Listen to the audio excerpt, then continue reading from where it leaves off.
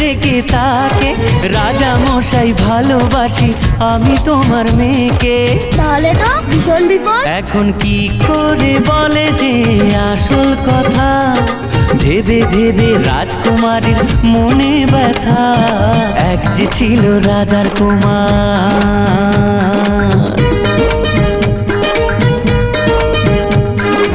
ওদিকে সেই অন্য দেশে রাজার কুমার এসে বিয়ের কথা বলতে এলো হবু জামাই বেশে। মনের দুঃখে শ্রাবণ এলো রাজকুমারীর চোখে।